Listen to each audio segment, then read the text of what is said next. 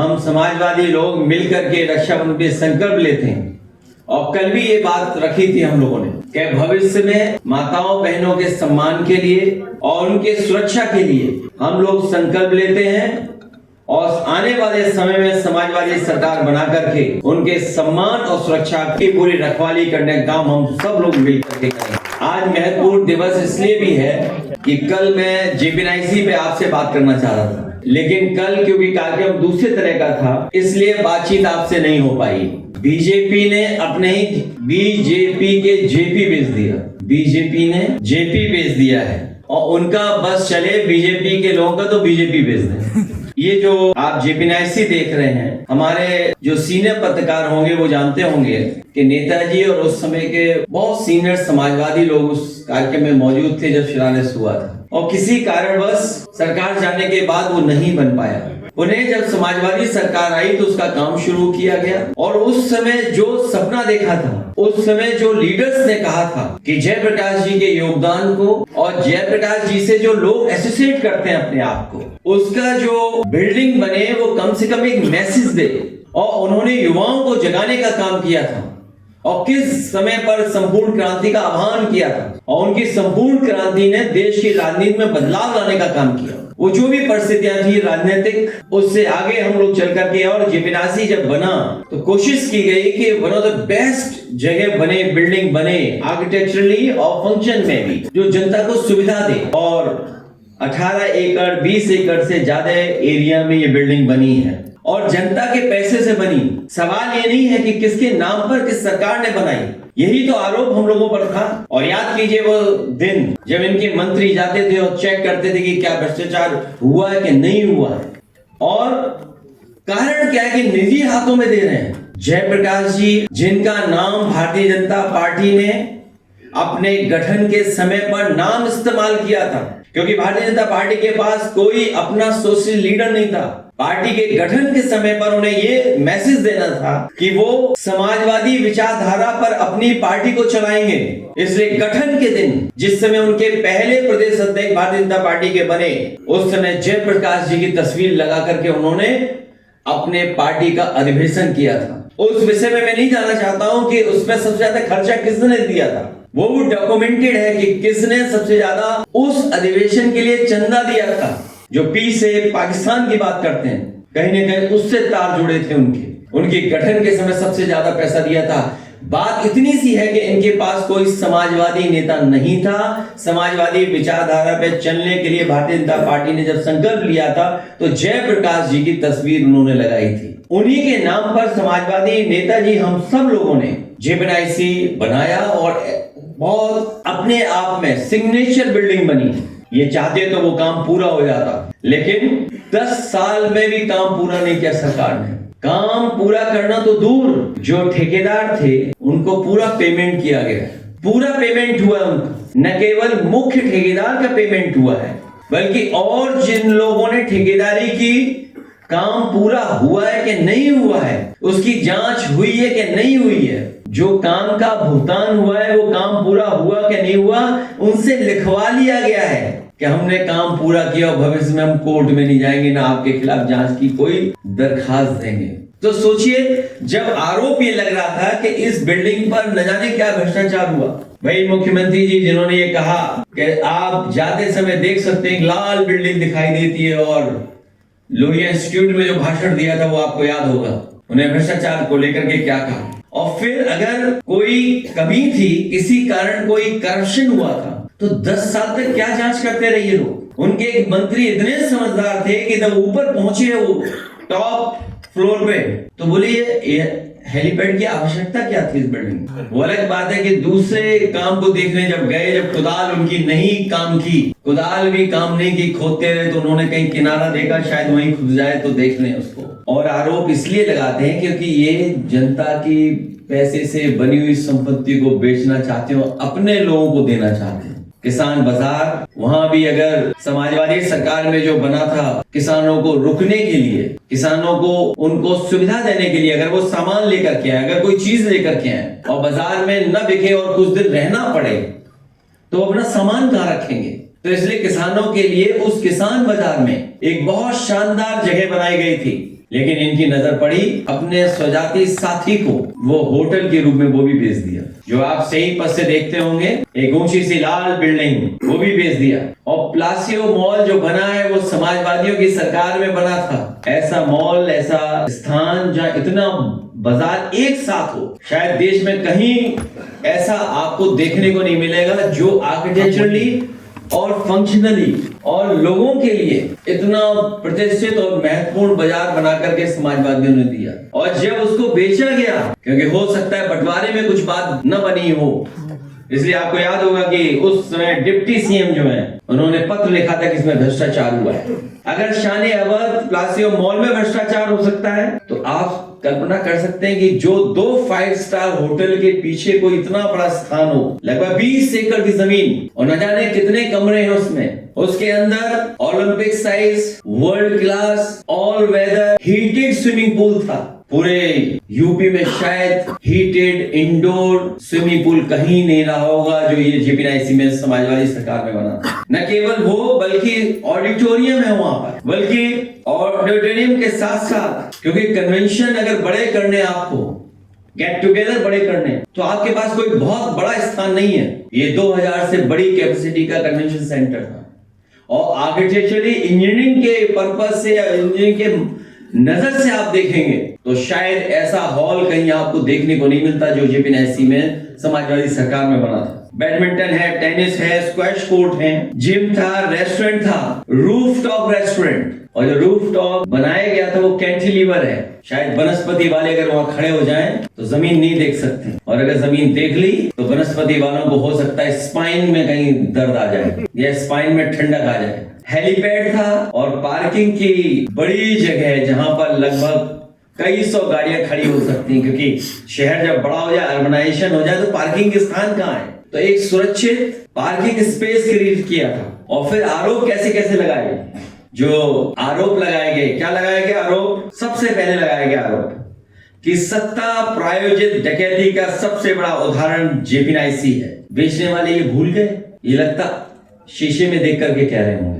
ये जो पहला आरोप लगाया था कि सत्ता प्रायोजित डकैती का सबसे बड़ा उदाहरण जेपीएनआईसी है, शायद ये बात सच हो जाएगी अगर वो शीशे में देख करके कहें तो। 30 साल की लीज पर बेच दिया। और बाजार भाव क्या रहा होगा इसका कैलकुलेशन कौन कर सकता है? कोई कैलकुलेशन तो होगा। अगर आज मार्केट में इतनी बड़ी जगह, इतना बड़ी स्ट्रक्चर अगर मार्केट में हम उसको लेकर के जाएं तो जब बाजार भाव तो भी होगा कोई ना कोई। 1000 करोड़ कह रहे हो।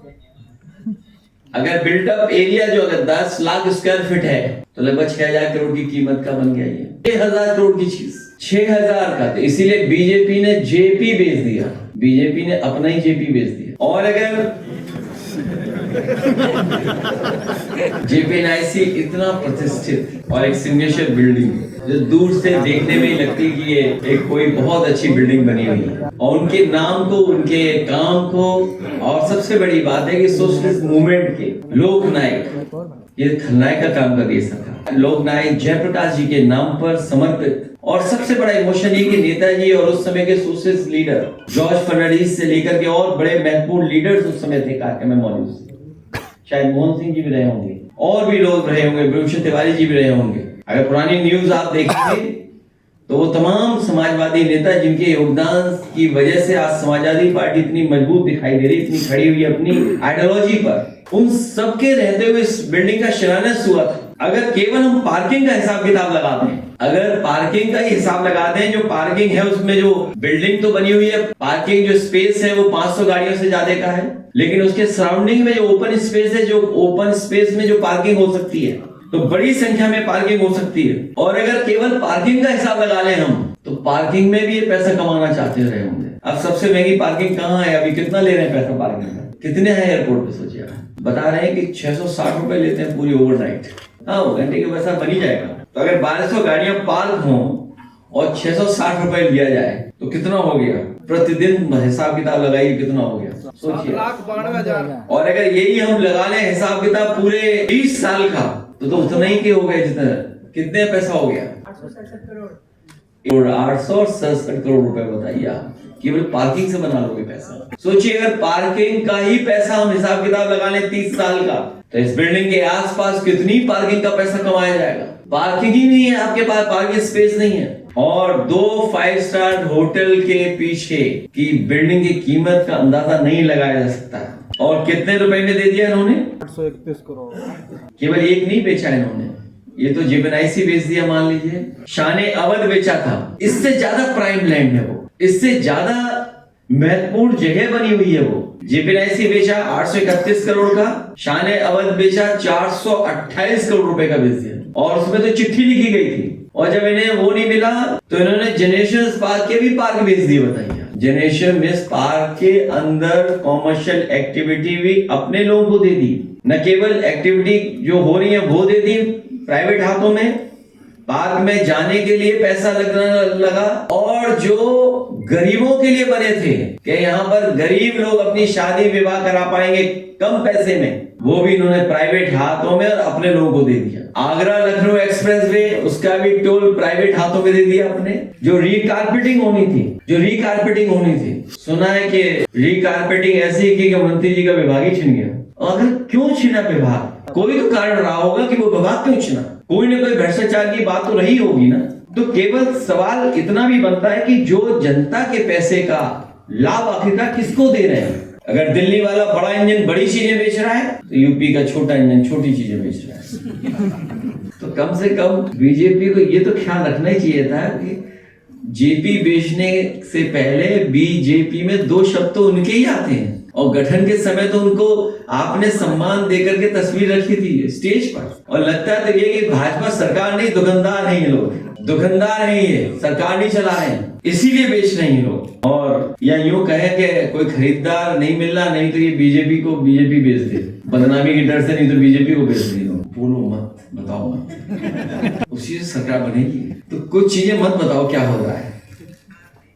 तो आप सोचिए, जेबीएनआईसी जैसी बिल्डिंग बेच दी, और तब जब समय नहीं बचा इनके पास, पेमेंट करके बेच दी, बड़ा घोटाला किया है। क्या लगता है अखिलेश जी, जो आपके ड्रीम तो समय आने पर जिन अधिकारियों ने ये बड़ा भ्रष्टाचार किया है उनकी जांच होगी। और जांच इसलिए भी जरूरी है कि जो अधिकारी शामिल हैं वो कभी सीडीओ गोरखपुर थे, कोई सीडीओ गोरखपुर रहा हो और सीधा एलडीए का चार्ज मिल गया हो, पूरे प्रकरण की जांच होगी। न केवल जांच होगी बल्कि पेमेंट भी किया गया है, कई 100 करोड़ का पेमेंट, वो जांच का विषय में है। जो जेपीएनआईसी सर बिका है, जो लोग खरीदार हैं उनको कोई अल्टीमेटम देना चाहेंगे आप, क्योंकि इस तरीके से जो सरकारी उपकरण बेचे जा रहे हैं? मैं आपकी बात से सहमत हूँ, वो अकेले खड़े भी बोर हो रहे होंगे, तो आपके बात को मान आप पूछना चाहे पूछ सकते हैं। सर, कल सुप्रीम कोर्ट ने बोला है बंगाल के मामले में नहीं, जेपीएनआईसी पे रहो। हाँ, वो तो खैर वोट की हेरा फेरी की बात तो है ही। अब अगर आप हमारी इतनी मदद कर दो कि जो बीएलओ बुलाए गए थे, वो कौन बीएलओ बुलाए गए थे, वो सूची तो मिलेगी आखिरकार बीएलओ को क्या निर्देश दिया गया होगा। ये भाई जब आप बेच दी गई, समाजवादी की बनाई हुई जितनी भी चीजें ये बेच रहे हैं, क्या इनको चिढ़ है कि ये जो सरकार ने विकास किया था, आपने जो विकास किया था उससे ये चिढ़े जा रहे हैं और खुद तो कुछ कर नहीं रहे हैं सिवाय हिंदू मुस्लिम के अलावा। अब ये जो विकास जो आपने जो भी किया है उस चीज को जो है ये खत्म करने पे तुले। विकास से लोगों का जीवन बदलता है, और अगर ऑर्गेनाइजेशन हो तो जीवन शैली में मदद मिलती, जीवन शैली बदल जाती है। सोचिए, समाजवादियों ने लोहिया पार्क बनाया, एक लंग्स है सिटी के लिए, जनरेशन पार्क बने, पेड़ लगे वहां पर, क्वालिटी ऑफ प्लांटेशन है, क्योंकि इन्हें मुनाफा अपने लोगों को पहुंचाना है, दूसरे का काम खत्म करना है, बर्बाद करना है, इसीलिए बेच रहे हैं और अपने लोगों को लाभ देने के लिए पहुंच रहे हैं। आप देखिए, मंडी का जो होटल बना है, नाम तो मुझे याद नहीं है, हाँ Dayal gateway, Dayal paradise, gateway paradise, जो भी एनीवे, मेल्टिंग पॉइंट। आप सोचिए, क्या किसान बाजार था वो, आपका बस स्टैंड उसके बाद एलडीए ने बनाया था, वो भी बेच दिया इन्होंने। और देखिए मॉडल है इनके मॉडल जेब भरने वाले हैं। आप कोई मॉडल इनका उठा करके देख लीजिए, सब जेब भरने का है। उनके लोगों को कैसे ज्यादा ज्यादा लाभ पहुंचाए और जनता का पैसा कैसे बर्बाद हो, उस दिशा में काम कर रहे हैं। अभी एक सड़क जो बनी सबसे बड़ी, उसमें दरार पड़ गई, जाने कितनी जगह मिट्टी ढह गई। गंगा एक्सप्रेस वे बताइए, वो भी ढह रहा है।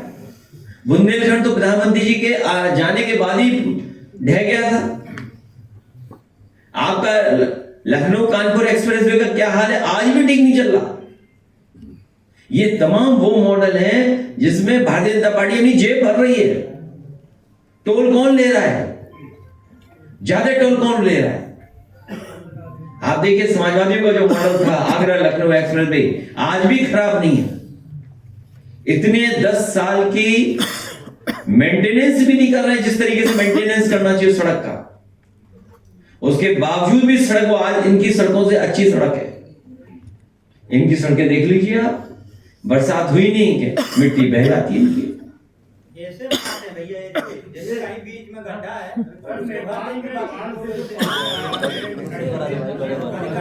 हमारे को दूध सब रहा है।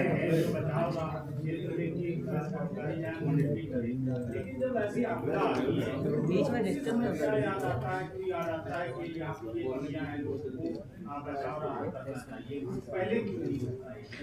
दुखद है कि जो नेपाल में हुआ, बड़ी पैमाने पे लोगों की जान गई है। और